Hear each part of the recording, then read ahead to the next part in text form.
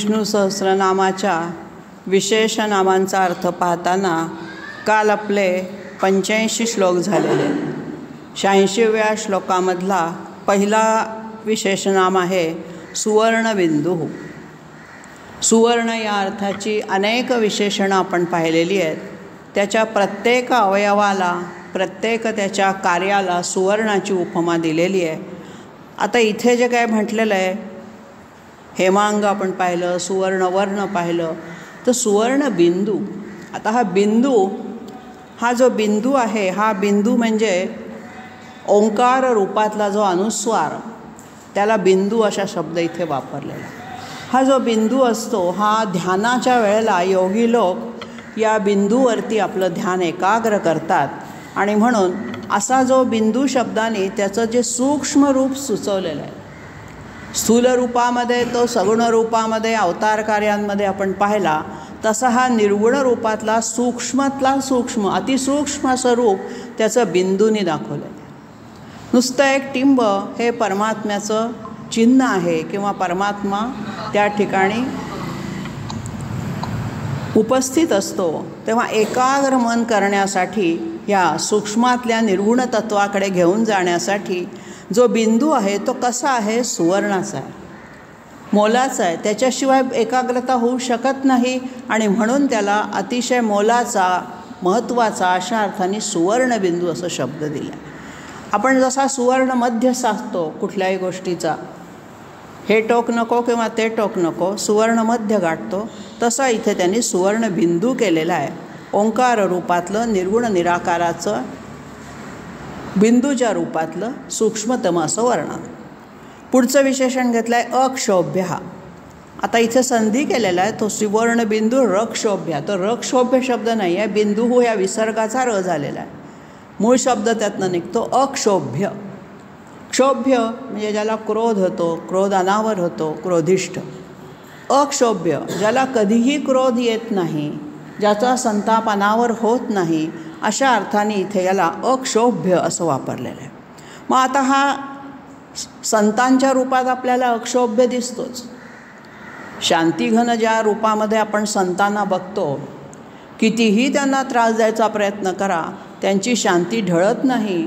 एकनाथांसारखे शांती ब्रह्म उपाधी प्राप्त झालेले जे संत आहेत, त्या रूपातून परमात्मा आपल्याला अक्षोभ्य कसा आहे याचं जाणीव होते, याचं दर्शन घडतं.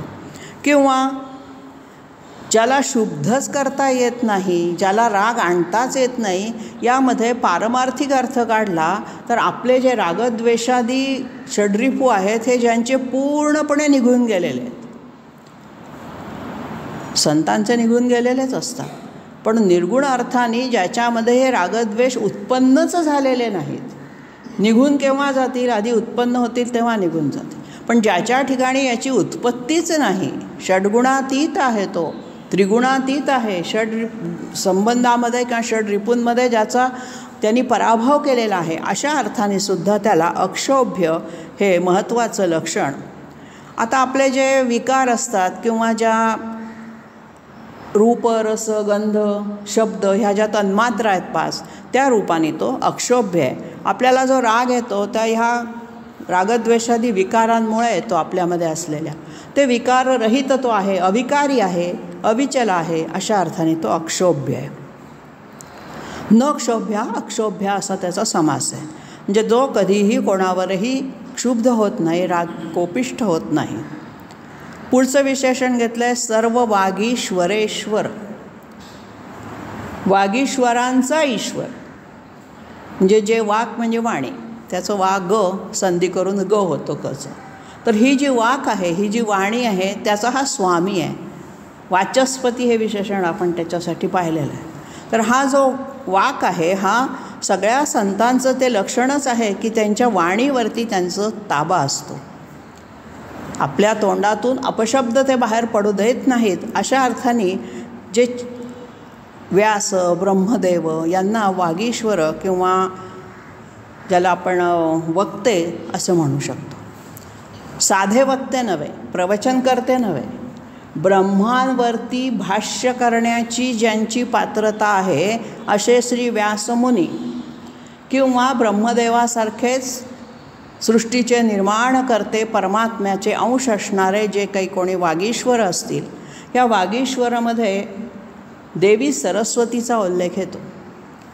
आपल्याला शांता शेळकेंचं ते प्रसिद्ध स्तवन माहीत आहे, जय शारदे वागीश्वरी. तर या रूपामध्ये सरस्वतीचं वर्णन केलं आहे. वाणीची देवता तिला मानलेलं आहे सरस्वतीला, आणि म्हणून अशी ही वाणीची देवता सरस्वती, हिच्यावरती सुद्धा ज्याची कृपा आहे, नियंत्रण आहे. ईश्वर म्हणजे काय? ईश म्हणजे स्वामी. मग या वागीश्वरांचाही जो ईश्वर आहे, म्हणजे त्यांच्यावर सुद्धा याची सत्ता चालते. अशा अर्थाने त्यांना वागीश्वर असं म्हटलेलं आहे. आता हे जी वाक किंवा वाणी आहे ही 4 प्रकारची आहे. दासबोधामध्ये समर्थांनी चांगलं वर्णन केलेलं आहे त्याचं. परा, पश्यंती, मध्यमा आणि वैखरी अशी ही 4 प्रकारची वाणी आहे. परा म्हणजे अगदी बेंबीच्या देठापासून उत्पत्ती होते, मागे एकदा आपण त्याचा उल्लेख केलेला आहे. आणि वैखरी म्हणजे आपल्या तोंडातून जी बाहेर पडते. शब्दरूपात जेव्हा उच्चार होतो त्याच्या आधी त्या शब्दाचा उच्चार बेंबीच्या ठिकाणी होतो, आणि म्हणून खूप कोणी मोठ्याने ओरडलं की म्हणतो आपण, काय बेंबीच्या देठापासून ओरडतोस? म्हणजे उच्चार हा आधी बेंबीच्या देठात होणार, मग तो वरती इथे हृदयापाशी येणार. तेव्हा परा म्हणजे बेंबीचं देठ, पश्यंती म्हणजे मधलं, मध्यमा म्हणजे इथे कंठस्थानात येणार, आणि मग तो वैखरीच्या रूपाने बाहेर पडणार. अशी ही 4 प्रकारची वाणी या निमित्ताने आपण समजू. तर ह्या 4ही वाणींवरती ज्याची सत्ता चालते, हा असा वागीश्वरांचा ईश्वर आहे. आणि म्हणून त्याला सर्व वागीश्वर, सगळ्या वाक्पतींचा पती तो आहे असं म्हटलेलं आहे इथे. पुढचं विशेषण घेतलं आहे महाहृदः. महाहृद, हृद म्हणजे सरोवर, तलाव. मोठा तलाव आहे, मोठं सरोवर आहे, पाण्याचा जलाशय. आणि कसा आहे तो? विशाल स्वरूपातलं हे त्याचं जे रूप आहे भगवंताचं, विराट विशाल, त्याला तलावाची उपमा दिली आहे. आणि तलावात नेहमी कमळं असतात. पद्माची उपमा आपण त्याला अनेक अवयवांमध्ये दिलेलीच आहे. तर अशा अर्थाने एखाद्या जलाशयामध्ये मनसोक्त क्रीडा करावी, तसा परमानंदरूपी सरोवरामध्ये, तलावामध्ये आपण सुद्धा आपल्या जीवात्म्याने मनसोक्त डुंबावं, त्याचा आनंद घ्यावा, परमानंद घ्यावा, जलक्रीडा करताना होणारा आनंद घ्यावा. श्रीकृष्ण रूपात त्याला दाखवलं, सगळीकडे तो जलक्रीडा गोपींबरोबर करतो आणि आनंदाने बासरी वाजवतो. अशा अर्थाने हा तलाव, पाण्याचा साठा हा आपल्याला आनंददायी असतो. जीवन आपण पाण्याला म्हणतोच. आणि अशा अर्थाने हा महाहृदय म्हणजे भक्त, ज्ञानी, योगी याच्यामध्ये जणू काही पोहत असतात, परमानंदामध्ये डुबक्या मारतात ते, आणि मग त्यांना जे खरं समाधान, जी मनःशांती लागते, त्याच्यासाठीही त्याला महाहृदयाचं विशेषण वापरून त्याची वर्णन करायचा प्रयत्न केलेला आहे. पुढचंच विशेषण महागर्त घेतलेलं आहे. आता विशाल अशा अमृतासारख्या पाण्यामध्ये खोल विहार करताना किंवा जलक्रीडा करताना होणारा आनंद, त्याच्या उलट गर्त म्हणजे खड्डा. खड्ड्यातही पाणी आहे, पण खड्ड्यातलं पाणी आणि तलावातलं पाणी यात फरक आहे. आपण नेहमी महागर्त, खड्ड्यातल्या पाण्यातच, तो बेडूक जसा छोट्या पाण्यामध्ये सतत डुबक्या मारतो आणि त्याला वाटतं आपलं विश्व एवढंच आहे, कारण त्याच्यापुरतं ते मर्यादित असतं. त्यामुळे बेडकाला वाटतं की हे विश्व हे एवढंच आहे, मोठं नाहीच आहे याच्यापेक्षा काही. आणि अशा अर्थाने जीवात्मा हा महागर्तामध्ये, खोल खड्ड्यामध्ये पडलेला आहे. त्याला बाहेर येऊन महाहृदामध्ये, सरोवरामध्ये डुंबायला जायचा आनंद मिळवायचा आहे, तो त्याला साधनेने, परमात्म्याच्या कृपेने मिळणार आहे. म्हणून ही 2ही विशेषणं पाठोपाठ घेतलेली आहेत. आधी चांगल्या आनंदाची कल्पना दिलेली आहे की परमानंद कुठे मिळेल, आणि मग आपण कुठे आहोत त्या मानाने हे महागर्तमध्ये सांगितलेलं आहे. आणि म्हणून भगवंताची माया इतकी कठीण आहे, इतकी अपार आहे ओलांडून जायला, की त्या महागर्ताला ओलांडून वर येऊन त्यातनं बाहेर पडणं हे अत्यंत अवघड आहे जीवात्म्याला.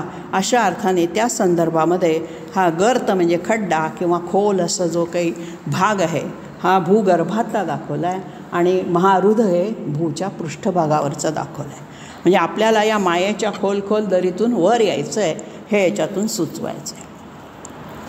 पुढचं विशेषण घेतलं आहे महाभूत. आता हे आपण पाहिलेत, पंचमहाभूत आपल्याला माहिती आहेत. पृथ्वी, आप, तेज, वायू आणि आकाश या पंचमहाभूतातलाच एक एक अंश घेऊन आपला देह बनलेला आहे. तर ह्या पंचमहाभूतांच्या रूपामध्ये ज्याचं अस्तित्व जाणवतं, जो आपल्याला निर्मिती करताना या पंचमहाभूत तत्वांचा साधन म्हणून उपयोग करतो, असा तो सगळ्या भूत समुदायांमध्ये श्रेष्ठ असलेला, म्हणजे या पंचमहाभूतांवर सुद्धा ज्याची सत्ता चालते, तो असा हा महाभूत आहे. इथे भूत म्हणजे भूतप्रेत पिशाच्यातलं भूत घ्यायचं नाही, ती आणि वेगळी. इथे भूत याचा अर्थ प्राणीमात्र. जे जे भेटे भूत ते ते मानी जे भगवंत, यातलं जे भूत आहे ते आहे इथे. हा जे सगळे प्राणीमात्र आहेत, त्या सगळ्या प्राणीमात्रांना निर्माण करून, त्यांची उत्पत्ती करून, त्यांचं पालनपोषण करणारा, अशा अर्थाने या पंचमहाभूतांपेक्षाही महान असणारा, म्हणून त्याला महाभूत असा विशेषण वापरलं. पुढचंही विशेषण त्याच्या मोठेपणाचंच वर्णन करतं, महानिधी.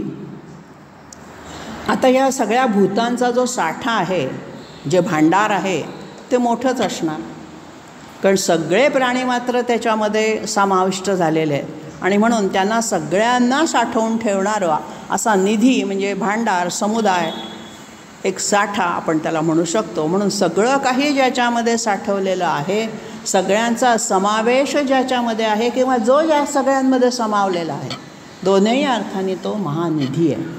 आणि असा हा निधी आहे की जो प्रत्येक जीवात्म्याच्या रूपामध्ये आपल्याला जाणवतो. फक्त ती जाणून घेण्याची आपली तेवढी क्षमता पाहिजे.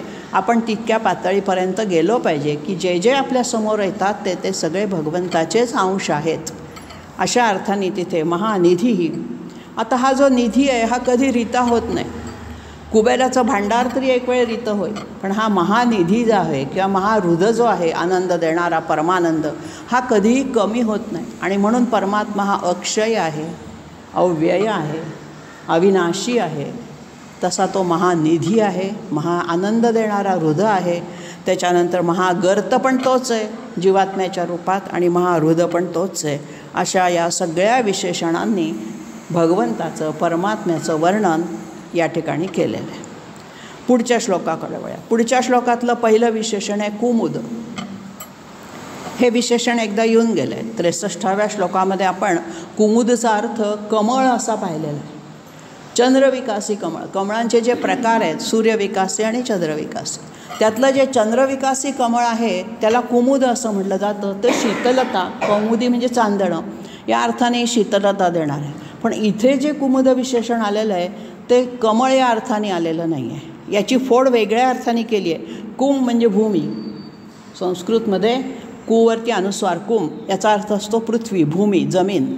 ह्या कुममध्ये तिला मुद करणारा, आनंदित करणारा. कुम मोदयती सहा कुमुदः. मग धरणीला, भूमीला आनंद केव्हा होतो? तिच्यावरती पर्जन्याचा वर्षाव झाल्यावर होतो. म्हणून भूमीला आनंदित करण्यासाठी, पृथ्वी तत्वाला आनंदित करण्यासाठी जो पर्जन्य रूपाचा आश्रय घेऊन तिच्या जवळ जातो, तिच्यावरती वर्षाव करतो आनंदाचा, अशा अर्थाने इथे कुम मोदयती सहा कुमुदा. जसजसं आपण सहस्रनामाच्या शेवटाकडे येऊ तसं तसं तीच विशेषणं पण अतिशय खोलगर्भ अर्थाने आली. साधा कुमुदाचा अर्थ आपण मागे पाहिलात, कमळ, तसा न घेता त्याच्यापेक्षाही खोलवर अर्थ भगवंताला इथे दाखवून द्यायचा आहे, व्यासांना आपल्याला सांगायचा आहे, जो भीष्माचार्यांनी सांगितला. अशा अर्थाने संस्कृतमधल्या शब्दांचं जे काही वैशिष्ट्य आहे ते कुठल्याही भाषेत आपल्याला सापडत नाही. पुढचं विशेषण घेतलं आहे कुंदर. आता कुशब्दाचा अनुप्रास घेतला आहे. कुमुद, कुंदर, कुंद, त्रिपुटी आहे, सगळी त्रिसूत्र आहे. आता जो कुमुद आहे, आनंद देणारा आहे, तो कसा आहे? आणखीन कुमदर पण आहे. बरोबर विरुद्ध अर्थ आहे. कुम म्हणजे पृथ्वीला विदारयती, जो फोडतो, विवर खोदतो. त्याच्यामध्ये वराह अवतारातला उल्लेख आहे. वराह अवतारात हिरण्याक्ष पृथ्वीला पाताळात घेऊन गेला होता, तर त्याच्यापर्यंत जाण्यासाठी त्यांनी भूमीमध्ये खोल खोल खोल विवर खोदलं, पाताळापर्यंत खड्डा केला, आणि त्याच्यातून त्या हिरण्याक्षाला युद्ध करून त्या पृथ्वीला आपल्या दातांवरती, सुळ्यांवरती वर आणला. त्या अर्थाने त्याला कुंदर पण म्हटलेलं आहे. आणखीन कुठला अर्थ काढायचा आहे त्याच्यात? तर कुंदरमध्ये कुंद शब्द आहे. कुंदाची फुलं या अर्थाने पण कुंद शब्द, पुढचा जो कुंद नुसता आला आहे तो कुंदाच्या फुलांच्या अर्थाने आलेला आहे. तर ही कुंदाची फुलांचा बघा तुम्ही, इतर फुलांचा पांढरा रंग आणि कुंदाच्या फुलाचा पांढरा रंग एकदम शुभ्र धवल ज्याला म्हणतात तशी ती कुंदाची फुलं असतात. आणि म्हणून असा शुभ्र स्वच्छ शुद्ध विशुद्ध असा हा परमात्मा आहे. आणि म्हणून कुंदाच्या फुलाप्रमाणे ज्याचा रंग शुद्ध आहे, वर्ण शुद्ध आहे, जो आपल्याला ती फळं देतो ती सुद्धा शुद्ध रूपामध्ये देतो, विशुद्ध अवतार त्याचे होतात, अशा अर्थाने सुद्धा त्याला शुद्ध पवित्र शुभ्र रंग हा पावित्र्याचं प्रतीक मानलेलं आहे. आणि म्हणून शुभ्र कमळ हे सरस्वतीचं ज्ञानाचं वसतिस्थान मानलं. लक्ष्मीचं रक्तकमळ, लाल रंगाच्या कमळात लक्ष्मी राहते, पण पांढऱ्या रंगाचं कमळ हे सरस्वतीसाठी. तेव्हा हा जो धवल शुभ्र रंग आहे पांढरा, त्याला या ठिकाणी कुंदर असा शब्द वापरलेला आहे. आता ह्या नंतरचं जे काही विशेषण आहे ते पुन्हा कुंदलाच जोडून आहे. आता कुंदाच्या फुलांप्रमाणे सुंदर तर तो आहेच, किंवा ज्यांनी या पृथ्वीला कुंदाला परशुराम अवतारामध्ये दान करून टाकलं. कुम ददाती, बघा किती पद्धतीने कुमचा इथे तीनही ठिकाणी तीनही विग्रह वेगवेगळे आहेत. पहिल्या याच्यात आपण पाहिला कुम दारयती, म्हणजे जो कुमुदाला मोदयती आनंद देतो. दुसऱ्या याच्यात पाहिला कुम विदारयती, जो तिला विदीर्ण करतो, खड्डा खोलतो. आणि इथे शब्द आहे कुम ददाती, देतो, दान देतो. आपण ती कथा पाहिली होती परशुराम अवतारामध्ये. परशुरामाला हा सगळ्या क्षत्रियांचा विनाश केला आणि खूप मोठं युद्ध, महायुद्ध त्या ठिकाणी सारखे घडत गेले. 21 वेळा त्याने युद्ध केलं आणि त्यावेळेला जो रक्तपात झाला त्यानंतर त्याचे जे गुरु होते कश्यप, त्यांनी त्याला सांगितलं होतं की तू आता अश्वमेध यज्ञ या काहीतरी कर, खूप मोठी हत्या झालेली आहे. तेव्हा त्याने जेव्हा राजसूय यज्ञ केला त्यावेळेला कश्यपांनाच प्रमुख होता म्हणून बोलवलेले होते. तर ते जे त्यावेळेला कश्यप मुनी तिथे होते, त्या कश्यपांनी त्याला सांगितलं होतं की तू सगळा हा होम कर. तर त्याने त्याप्रमाणे ऐकलं. आणि मग त्यांनी विचारलं परशुरामाने कश्यपांना की तुम्हाला आता मी काय दक्षिणा देऊ. ते म्हटलं आता याने परत पृथ्वीवरती युद्ध करू नये, मग याच्याकडनं आता ही पृथ्वीच आपण मागून घ्यावी. आणि मग कश्यपांनी त्याला सांगितलं मला अख्ख्या पृथ्वीचं दान दे. एका सेकंदाच्या क्षणार्धात त्यांनी ते त्यांना दान करून टाकले. म्हणजे अजिंक्य असं घेऊनसुद्धा सगळी पृथ्वी जिंकूनही त्या मोहात तो अडकला नाही, तो अवतारच होता. त्यांनी ते त्याला अशा अर्थाने कुम ददाती, पृथ्वीला ज्यांनी देऊन टाकलं, दान केलं, तो कुंदा. कुंदाची फुलं हा तर साधा अर्थ आहेच, पण कुंभ म्हणजे पृथ्वी किंवा भूमी हा या ठिकाणी आपल्याला नव्याने शिकायला मिळालेला शब्द आहे. पुढचं आहे पर्जन्य. आता मगाशी आपण पाहिलं की भूमीला पर्जन्याच्या रूपाने तो आनंदित करतो. मग हे पर्जन्य म्हणजे काय, तर जलतत्व आहे. समुद्राच्याच पाण्यातून ते जलतत्व उचलून आपल्याला पाऊस कसा पडतो ते जलचक्र माहीतच आहे. तर अशा पद्धतीने पुन्हा ते जलतत्व समुद्रामध्ये पृथ्वीपर्यंत परत पाठवणं, ही जी क्रिया घडते, या सगळ्या क्रियेमध्ये हे आपतत्व कार्यशील असतं, जलतत्व. आणि त्याच्यामध्ये या परमात्म्याचं वास्तव्य, म्हणून पर्जन्य रूपाने जो वास्तव्य करतो. म्हणजेच काय, आध्यात्मिकदृष्ट्या आपले जे 3 प्रकारचे ताप आहेत, तापत्रय त्याला असं म्हणतात, अधिभौतिक, अधिदैविक आणि आध्यात्मिक. तर अधिभौतिक, अधिदैविक आणि आध्यात्मिक तीनही तापांचं जो पर्जन्य रूपाने आपल्या कृपेच्या रूपाने शमन करतो, शांत करतो आपल्याला. ज्या वेळेला साधनेच्या मार्गामध्ये या 3 तापांचा अडथळा यायला लागतो त्यावेळेला ते ताप आपण दूर करू शकत नाही. अशा वेळेला परमेश्वराची कृपा झाल्याशिवाय ही शक्य होत नाही. मग हा कृपा करतो, आपल्याला आनंदित मोदित करण्याचं काम कृपेच्या वर्षावाने, पर्जन्य रूपाच्या वर्षावाने आपल्यावर करतो, अशी या ठिकाणी अर्थ काढलेला आहे. आणि म्हणून पाऊस जसा पृथ्वीला शांत करतो किंवा आनंदित करतो, तसा हा आपल्याला परमात्मा आनंदित करतो. जलतत्वाचा इथे उल्लेख आहे. पुढचं जे विशेषण आहे पावन, त्याच्यामध्ये अग्नितत्व. ओळीने इथे जल, अग्नी आणि वायुतत्वाचा उल्लेख आलेला आहे, कारण हा महाभूत आहे. सगळ्या पंचमहाभूतांवर त्याची सत्ता आहे. मग त्यातलं जलतत्व पर्जन्य रूपाने आपल्याला दिसतं, पाण्याच्या रूपाने तर ते दिसतंच, परंतु पुन्हा साधं पाणी आणि पावसाचं पाणी यातला जो फरक आहे पृथ्वीवर जे साधं पाणी किती आहे, पण पावसाचं पाणी पडल्यानंतर पृथ्वी आनंदित होते, आपलं मनही आनंदित होतं. तसं आहे. आणि हा पुढचा पावन आहे, हा अग्नितत्व आहे. अग्नीला संस्कृतमध्ये शब्द आहे पावक, पवित्र करणारा, आपल्याला पावन करणारा तो पावक. मग हा पावन आहे म्हणजे शुद्ध करणारा आहे. पू धातूचा अर्थ आहे, पू धातू आहे मुळातला. पू म्हणजे पवित्र करणे, स्वच्छ करणे, निर्मळ करणे, धुवून काढणे. तर अशा अर्थाने हा जो आहे पावन शब्द, हा कशाचं पवित्र करतो आहे, कशामुळे आपण पवित्र होतो, तर स्मृतिमात्रेण पुनाती, केवळ त्याच्या आठवणीने सुद्धा आपलं चित्त शुद्ध होतं, पवित्र होतं. कोणाच्या आठवणीने, तर परमात्म्याच्या आठवणी. आणि म्हणून असा हा जो शुद्ध तत्वाचा स्वामी असणारा परमात्मा, हा जसा पर्जन्य रूपाने असतो तसा अग्निरूपाने सुद्धा. अग्नी काय करतो, सगळं जाळून स्वच्छ करतो, शुद्ध करतो. वातावरणाची शुद्धी करण्यासाठी तर यज्ञ यागादी होम केले जात असत. पुढे त्या अर्थाने पण विशेषण आलेलं आहे पुढच्या श्लोकात आहे. तर अशा अर्थाने हा पावन. आता स्मृतिमात्रेण पुनाती, केवळ आठवणीने. आपण सहस्रनाम म्हणण्या अगोदर पहिला श्लोक म्हणतो पा, यस्य स्मरणमात्रेण, केवळ ज्याच्या स्मरणाने, यस्य स्मरणमात्रेण, पुढे काय, यस्य स्मरणमात्रेण, हां. तर अशा पद्धतीने केवळ स्मरणाने तो आपल्याला सगळं मिळवून देतो, आपल्यावरती कृपा करतो, मायेचं छत्र धरतो, कुठल्याही प्रकारच्या त्रासापासून आपल्याला वाचवतो. अशा अर्थाने त्याला पावन म्हटलं आहे. पुढचं आहे वायुतत्व, अनिल. अनिल म्हणजे हे वाऱ्याचं रूप आहे वायुतत्वाचं. तर हा जो परमात्मा आहे हा वायुरूपाने अव्यक्त आहे.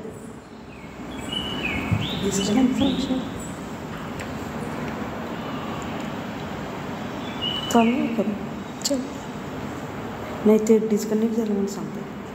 माझ्या याच्यावर नाही झालं. नाही ना. आणि म्हणून हा पावक आहे, पावन आहे. आता हा अग्निस्वरूप आहे म्हणजे काय करतो, अग्नी जसं आपल्याला जर सोनं शुद्ध स्वरूपात हवं असेल तर तो सोनार आपण मोड घालायला गेल्यावर काय करतो, आपलं सोनं तापवतो. तापवल्यामुळे त्यातला जो काही अशुद्ध भाग असेल दुसऱ्या धातू, तो सगळा जळून जातो आणि शुद्ध सोनं हे शिल्लक राहतं. तर अशी ह्या भगवंताजवळ गेल्यानंतर आपल्यातली जी अशुद्ध तत्त्वं आहेत पापकर्मांची, ती धुतली जातात, ती शुद्ध होतात, जळून जातात. जलतत्व त्याला धुतं, वायुतत्व त्याला दूर करतं आणि अग्नितत्व त्याला जाळून शुद्ध करतं. तीनही शुद्धी आहे, पण त्याच्या प्रकारात फरक आहे. एखादी गोष्ट नुसती धुवून स्वच्छ होत नाही, त्यातला फुंकून आपण काही भाग बाहेर करू शकतो, पण अग्नितत्वामध्ये जेव्हा ती टाकतो तेव्हा ती पूर्णपणे शुद्ध स्वरूपातली मिळते, मूळ स्वरूपातली मिळते. अशा अर्थाने हा आपल्याला पर्जन्य आहे, पावन आहे आणि अनिल पण आहे. आपलं अज्ञान दूर होतं. ज्ञानाचा प्रकाश पडला, ज्ञानसूर्य उगवला की आपल्यामधल्या अज्ञानाचं, पापाचं, पाप म्हणजे काय, अज्ञानामुळे पाप घडतात, आणि हे अज्ञान एकदा दूर करणारा, अशा अर्थाने या ठिकाणी त्याला शुद्धीकरण करणारा. म्हणून जलतत्व, अग्नितत्व आणि वायुतत्वाची उपमा दिल्यानंतर पुढचं विशेषण घेतलेलं आहे अमृतांशः. सर्वस्वी शुद्धी झाल्यानंतर उरतो तो अंश अमृताचा. अतिशय परमात्मतत्वाचं एका शब्दात वर्णन केलेलं आहे, अमृतत्व आहे. तो अमृताचंच तत्त्व त्याच्यामध्ये, अमृताचाच अंश आहे. म्हणजे ज्याच्या स्वरूपाचं वर्णन केवळ अमृत, त्याला जन्म नाही, मरण नाही, अज अव्यय सगळ्या पद्धतीने झाल्यानंतर मग तो काय आहे, अमृतासारखा आनंद देणारा आहे.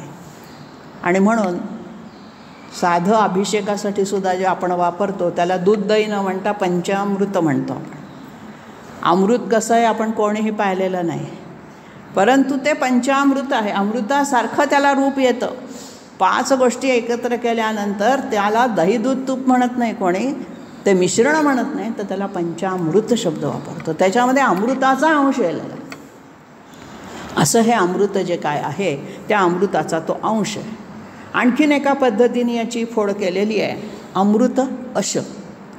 म्हणजे अमृतासारखा किंवा अमृताचं सेवन करणारा अशन धातू म्हणजे खाणे तर ह्या अमृताचं जो सेवन करतो अशा अर्थाने ज्याच्या आशा इच्छा आकांक्षा अमृत स्वरूपी होऊन जातात असा जो संतपदाला पोचलेला जो जीवात्मा आहे त्याला अमृतांश असं म्हटलेलं आहे.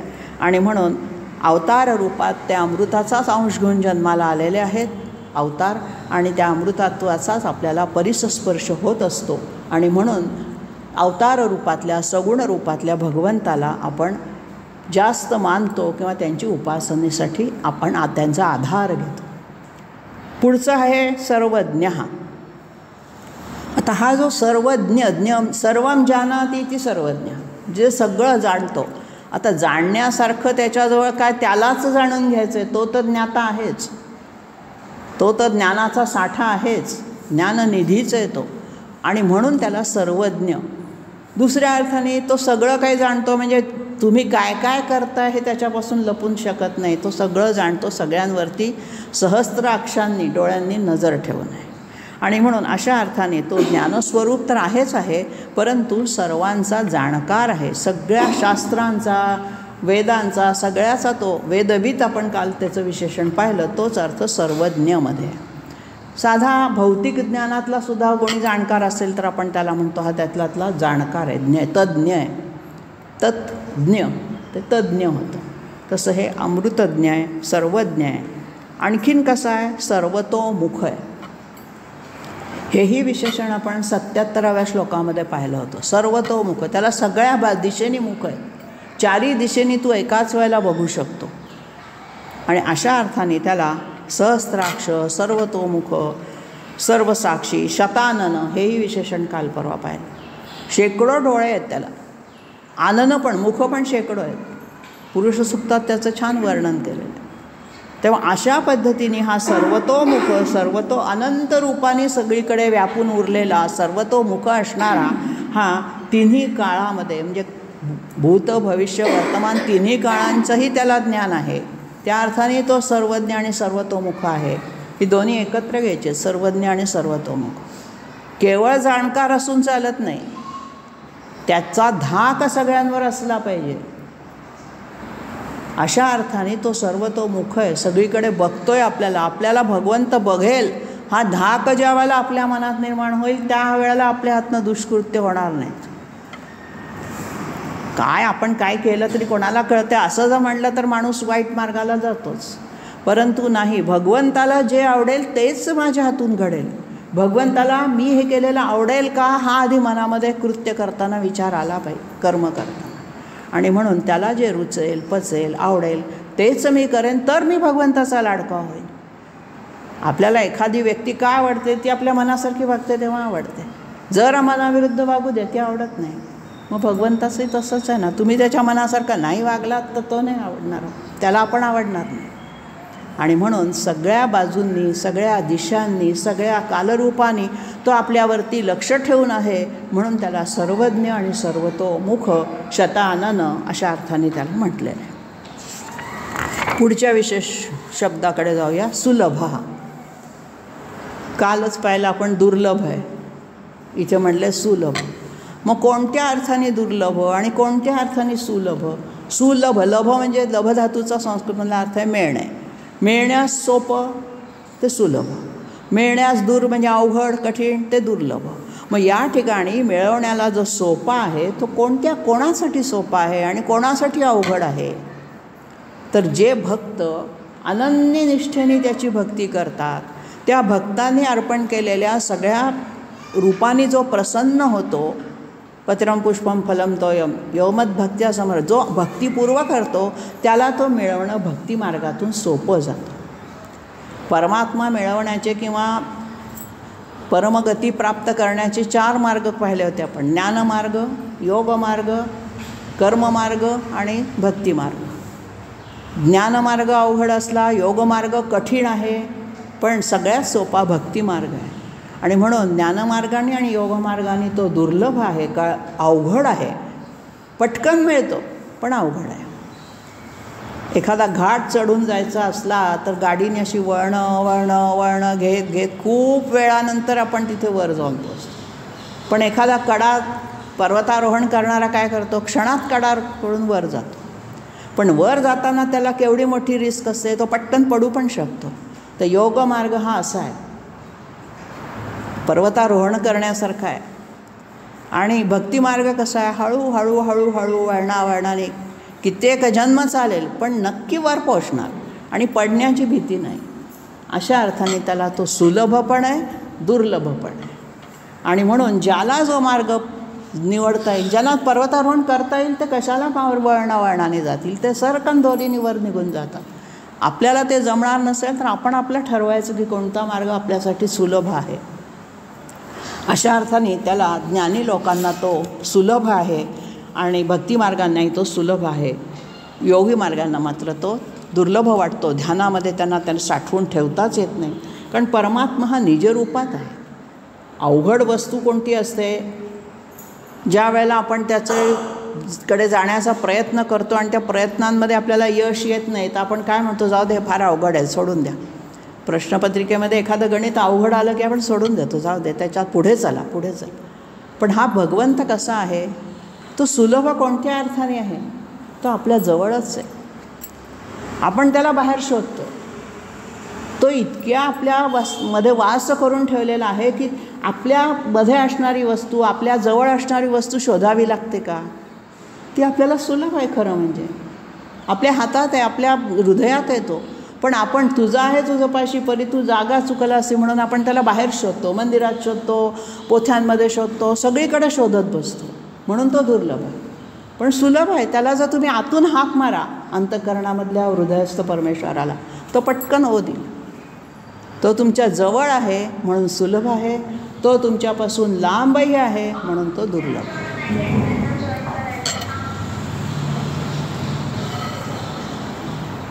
काय झालंय,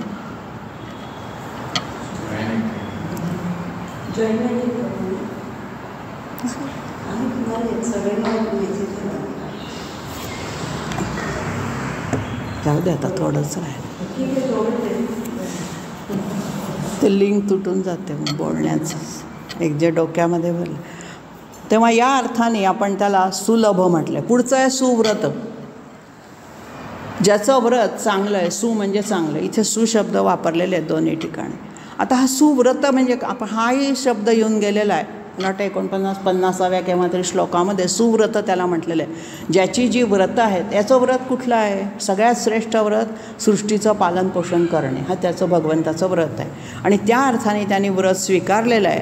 तो भक्तांचा योगक्षेम चालवतो, योगक्षेमम वहाम्यम अशी आपल्याला ग्वाही देतो. आणि म्हणून त्याचं जे व्रत आहे तो त्यांनी त्याचं आचरणाचे नियम, त्याचं एखादं आपण व्रत घेतलं की ते काटेकोरपणे पाळतो, तसा तो पाळणारा आहे. दुष्टांचं पारिपत्य करतो, धर्माची संस्थापना करतो, ही सगळी त्याची व्रतं आहेत. आणि म्हणून चांगलं व्रत त्यांनी स्वीकारलेलं आहे. आपणही तशीच व्रतं स्वीकारावं. पुढचं विशेषण घेतलं आहे सिद्ध. आता हा जो सिद्ध परमात्मा आहे, योग्यांना प्राप्त होणारा, तो सिद्ध कशा अर्थाने आहे, तो स्वतःच सिद्ध आहे. त्याला दुसऱ्या प्रमाणांनी सिद्ध करावं लागत नाही. प्रत्यक्ष, अनुमान, उपमान आणि शब्द ही 4 प्रमाणं ज्याला लागू पडत नाहीत न्यायशास्त्रातली, असा तो स्वतःच सिद्ध आहे. त्याला सिद्ध करण्याची गरजच नाही आहे. एखादं वस्तू किंवा ही कशी चांगली आहे हे पटवून द्यावं लागतं दुकानदाराला आपल्याला, पण ही त्याला पटवून द्यायची गरजच नाही. तो स्वतः मुळात शुद्ध स्वरूपामध्ये, सिद्ध स्वरूपामध्येच राहणारा आहे. आणि अशा अर्थाने आपल्या इच्छापूर्ती करता त्याला कोणावरही अवलंबून राहावं लागत नाही. आणि म्हणून तो स्वयंसिद्ध आहे, स्वावलंबी आपण त्या अर्थाने त्याला पाहिलेलं होतं स्वतःसिद्धला. या अर्थाने तो सिद्ध आहे. आता ह्या सिद्धानाम कपिलो मुनी अशी विभूती सांगितलेली आहे गीतेमध्ये. जे कपिल मुनी होते ह्या सिद्धमध्ये ते सगळ्यात श्रेष्ठ म्हणून त्यांना विभूती घेतलं होतं. तर ही जी विभूती आहे किंवा सिद्ध आहेत, या सिद्धांची 4 लक्षणं सांगितलेली आहेत उपनिषदामध्ये. तर ही जी कोणती लक्षणं आहेत, पहिलं लक्षण आहे संशय निवृत्ती. मनातला आधी संशय दूर झाला पाहिजे, भगवंत आहे की नाही, मिळेल का नाही मिळणार, ह्या ज्या शंका येतात, शंका आले की मन अस्थिर होतात, चंचल होतात, स्थिर राहायला मदत होत नाही. म्हणून संशयाची स्थिर निवृत्ती हे सिद्धाचं पहिलं लक्षण. दुसरं लक्षण आहे समाधान. जेव्हा शंका दूर होतात त्यावेळेला आपोआपच समाधान प्राप्त होतं. समाधान असं मागून मिळत नाही, ते आतल्या आत तयार करून आपल्याला बघावं लागतं. कोणत्याही कामातनं आपल्याला समाधान मिळालं आहे का नाही हे बघायचं. आनंद आणि समाधान यात फरक आहे.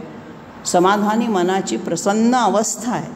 आनंद हा बाह्य आहे, बाह्य गोष्टींवर अवलंबून आहे तो. त्याच्यानंतर तिसरं लक्षण आहे आत्मज्ञान. संशय निवृत्ती झाल्यानंतर ज्या वेळेला आपलं मन समाधानी शुद्ध स्थिर व्हायला लागतं त्यावेळेला आपल्या देहबुद्धीचा आपल्याला विसर पडतो.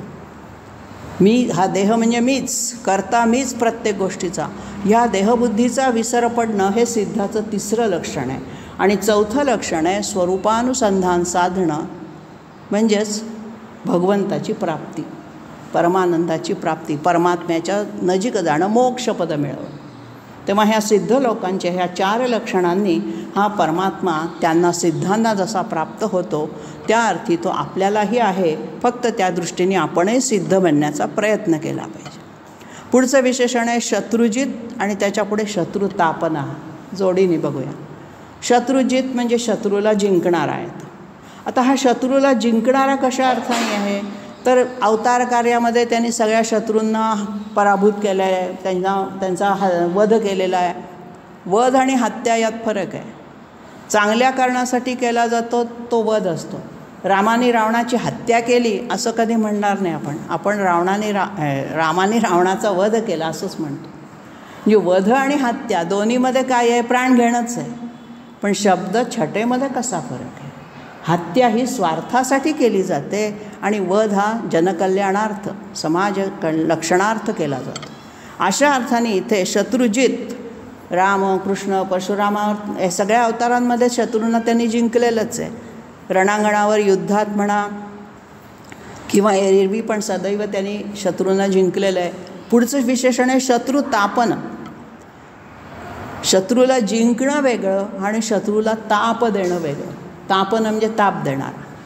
मग हा कोणत्या अर्थाने शत्रुतापन आहे तर हा शत्रूंना धाक निर्माण करतो. प्रत्यक्ष त्या शत्रूशी युद्ध करावंच लागतं असं नाही. शिवाजी महाराजांचं उदाहरण इथे छान आहे. शिवाजी महाराज हे शत्रुतापन होते. नुसतं शिव आला म्हटलं की सगळे म्लेंछ घाबरत असत. म्हणजे शिवाजीने काही प्रत्यक्ष त्यांच्याशी युद्ध केलं नाही, त्यांना जिंकून घेतलं नाही, परंतु ते शत्रुतापन ठरले. अशा अर्थाने परमात्म्याचा सगळ्यांना धाक आहे. सगळे घाबरत आहेत त्या परमात्म्याला. अरे बापरे. म्हणजे एखादा राजा आपल्याला त्रास देऊ नये म्हणून त्याच्यावरती अंकुश ठेवणं, अशा अर्थाने हा शत्रुतापन आहे. म्हणजे शत्रूंना डोकं वर काढू देत नाही, त्यांना धाकामध्ये आपल्या हुकुमाखाली सतत वावरावं लागतं. अशा अर्थाने घाबरवणारा, अशा अर्थाने त्याला शत्रुतापन म्हटलेलं आहे. पुढचं विशेषण आहे न्यग्रोधा. आता हे न्यग्रोध, उदुंबर आणि अश्वत्थ ही सगळी वृक्षयोनीतली विशेषणं आहेत. या तीनही वृक्षांना अतिशय पवित्र भगवंताच्या विभूतींमध्ये समाविष्ट केलेलं, यज्ञामध्ये ज्याच्या समिधा वापरल्या जातात असे हे 3 वृक्ष आहेत. न्यग्रोध म्हणजे ज्याला वटवृक्ष म्हणतो आपण, पुढचा उदुंबर म्हणजे औदुंबर आणि तिसरा अश्वत्थ म्हणजे पिंपळ. तेव्हा अश्वत्थ, पिंपळ, औदुंबर ही सगळे औषधी वनस्पती आहेत, वटवृक्ष. मग या ठिकाणी त्याला न्यग्रोध जे रूप वर्णन केलेलं आहे ते नीचई अपि रोहती, जो खाली पण वाढतो. वटवृक्षाला आपल्याला माहिती आहे कशा त्याच्या पारंब्या खाली येतात, त्या पारंब्या पुन्हा जमिनीत गाडल्या जातात आणि पुन्हा वृक्ष तयार होतो. अशी ती खाली जाऊन तो पुन्हा पुन्हा वाढतो. म्हणजे झाड वर वाढतं पण ह्याच्या पारंब्या खाली येऊन पुन्हा त्या जमिनीत जातात आणि पुन्हा दुसरा वृक्ष तयार करतात. अशा अर्थाने त्याला अग्रोध, नीचैरपि रोहती, रोहती म्हणजे वाढतो. तर असा हा वटवृक्षाला त्याचं स्वरूप का मानलेलं आहे.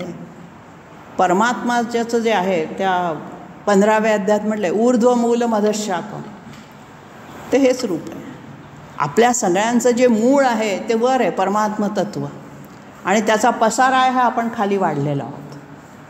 विश्वात्मकला जो जीवाचा सजीव निर्जीव पसारा आहे तो अधशाखा आहे, म्हणजे खाली वाढलेल्या शाखा फांद्या आहेत त्याचं मूळ मात्र वर आहे. इतर वृक्षांचं मूळ जमिनीत असतं, त्याच्यातून ते वृक्ष वर वाढतात. इथे उलट्या स्वरूपात दाखवलेलं आहे. परमात्म्याचं मूळ रूप हे वर आहे आणि त्या मुळातून हा त्यांनी खाली सगळा पसारा निर्माण केलेला आहे. म्हणून त्याला या वटवृक्षाची उपमा दिलेली आहे. न्यग्रोध असा त्याला शब्द वापरलेला आहे. पुढचं विशेषण घेतलं आहे उदुंबरा. अंबरात उद्गत. अंबर म्हणजे आकाश. औदुंबराची जी निर्मिती होते ती आकाशाच्याही पलीकडे असलेला असा जो पोषण करणारा असा जो परमात्मा आहे त्याच्या अंशरूपातून होते. औदुंबर हे अतिशय औषधी वनस्पती आहे ती जी. आणि सगळ्यात वैशिष्ट्य त्या उंबराच्या वृक्षाचं काय आहे, इतर वृक्षांना आधी फुलं लागतात मग फळ लागतं, पण उंबराचं फूल सहसा दिसत नाही. फळामध्येच ते झाकलेलं असतं, फलाने आवृत झालेलं त्याचं असं ते फूल असतं, म्हणून वेगळं फूल दिसत नाही. बाकी सगळ्या फळांच्या आधी त्याला फुलं येतात त्या झाडाला. आंब्यालासुद्धा आधी मोहर येतो फुलांच्या रूपाने, मग फळं लागतात. तसा हा नाही आहे. हा जो औदुंबर आहे हा त्याचं पोषण करण्याचं जे अन्नाचं स्वरूप आहे ते फळाच्या रूपाने तो आपल्याला देतो. आणि म्हणून सगळ्यात वेगळं वैशिष्ट्य असणारा असा हा उंबर असं त्याचं वर्णन केलेलं आहे. हा औदुंबर वृक्ष दत्ताला खूप आवडतो. दत्ताचं त्याच्याखाली निवासस्थान असतं असं आपण मानतो. आणि म्हणून हा परमात्मा आपल्याला औदुंबरातल्या फुलासारखा आहे. दिसत नाही पण आहे. कर्मफलं आपल्याला देतो तो आणि त्या रूपाने तो जाणवतो, पण आपल्याला तो दिसत नाही. एखादी व्यक्ती क्वचित आपल्याला दिसली की आपण म्हणतो ना, काय उंबराचं फूल आज कसं काय उमललं. तर अशा अर्थाने हे परमात्म्यालासुद्धा उदुंबर म्हटलेलं आहे, आकाशाच्याही पलीकडे असणारा. आता ह्या एकेका तत्वाचं वर्णन करताना ही सगळे वृक्षवल्ली त्या ठिकाणी घेतलेली आहे. पुढचं घेतलं आहे अश्वत्थ म्हणजे पिंपळ. आता हा जो श्वहापि न स्थास्यति इति अश्वत्था अशी त्याची व्याख्या केलेली आहे. श्वहा म्हणजे उद्या, न स्थास्यति उद्या असेल की नाही, उद्या तो राहील की नाही याची खात्री नाही, असा तो अश्वत्थ. म्हणजे काय, कोणत्या रूपामध्ये आहे अश्वत्थ आपल्याकडे. पिंपळ ही उद्यापर्यंत न राहणारं जे भंगूर जगत आहे, ज्याला आपण म्हणतो ना हे सगळं जग नष्ट होणार आहे. आणि म्हणून त्या ठिकाणी त्यांनी अश्वत्थाची उपमा त्याला दिली आहे की हे जग दिसतंय आज डोळ्याने, हे आहे, पण ते उद्या राहणार नाही. श्वा न स्थास्यति, त्याची खात्री नाही आहे, गॅरंटी नाही आहे की हे उद्या असंच्या असंच राहील. सृष्टीसुद्धा अनंत रूपाने नटते. उन्हाळ्यात वाळून जातात झाडं, असं वाटलं आता हे झाड गेलं, पुन्हा पावसानंतर त्याला पालवी फुटते. अशा अर्थाने हा अश्वत्थ वृक्ष हा सुद्धा यज्ञस्वरूप आहे. यज्ञामध्येही त्याच्या समिधा लागतात. आणि ह्या अश्वत्थ वृक्षाचं जे आणखीन एक वैशिष्ट्य सांगितलेलं आहे ते म्हणजे त्याच्या पानांची सळसळ, म्हणून त्याला चैतन्याचं प्रतीक मानलेलं आहे अश्वत्थाला. थोडंसंही वारं आलं तरी पिंपळाची पानं आधी हलतात बाकीच्या झाडाच्या पानांपेक्षा, हलकी असतात. आणि म्हणून पानांच्या सळसळण्याला तिथे त्यांनी चलपर्णत्व असं शब्द वापरलेला आहे उपनिषदकारात. तर हे चलपर्णत्व, चल म्हणजे हलणारं, पानं हलवण्याचं जे सामर्थ्य आहे त्यासाठी जे चैतन्य लागतं ते चैतन्य म्हणजे हा परमात्मा त्या झाडामध्ये आहे, त्या वृक्षाच्या रूपाने आपल्याला तो दिसतो असं या ठिकाणी म्हटलं आहे. आणखीन काय आहे, अश्वत्थ वृक्षाला पर्यावरणाचा मित्र म्हटलेलं आहे. तो सदैव प्राणवायूचं उत्सर्जन, प्राणवायू सोडत असतो वातावरणात. आणि म्हणून हे वटवृक्ष म्हणा, पिंपळ म्हणा, औदुंबर हे पवित्र का मानलेत या तीन वृक्षांना, कारण ते पर्यावरणाचं रक्षण करतात. वायुविजन असं त्याला शब्दशास्त्रामध्ये वापरलं आहे.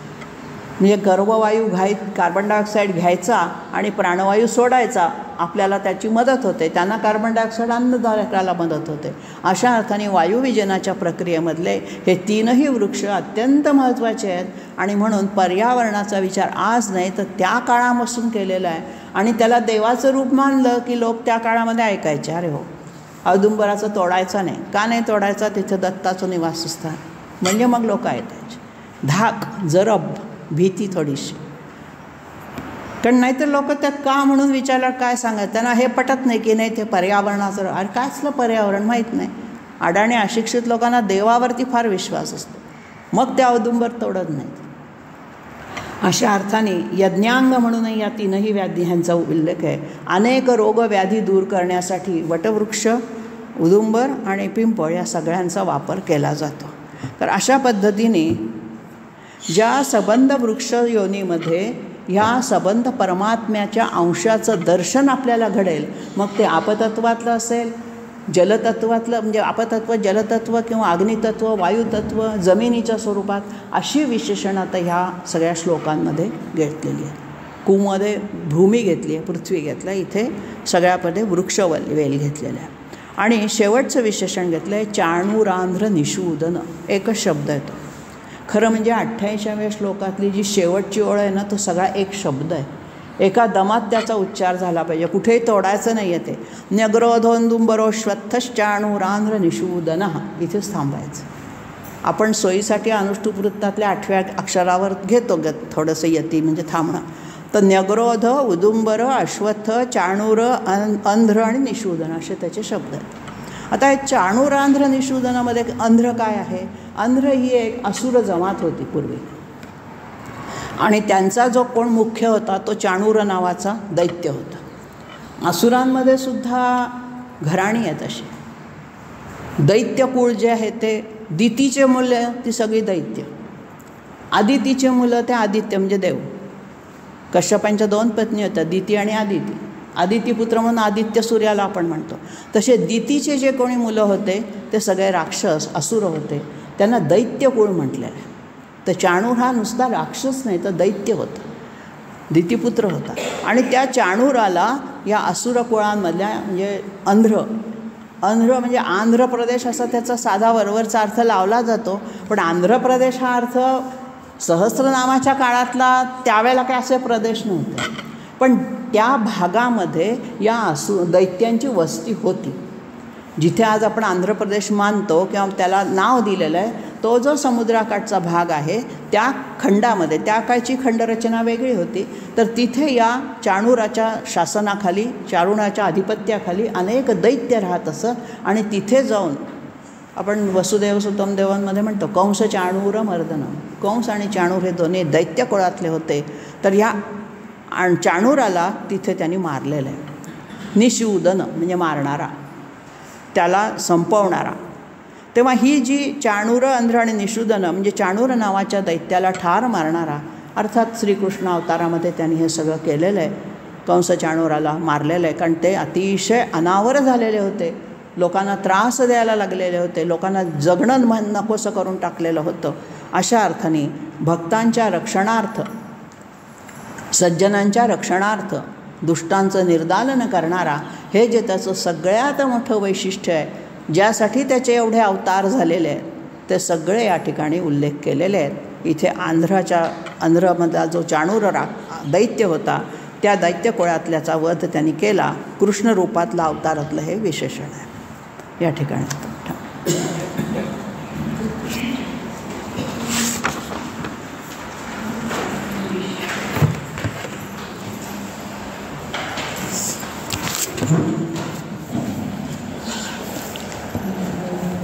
बसायला. विश्वात्मके देवे येणे वाग्यज्ञे तोषावे, तोषो निमज द्यावे पायदाने. जे खळांची व्यंकटी सांडो, तया सत्कर्मी रती वाढो. भूता परस्परे धडो, मैत्र जीवांचे.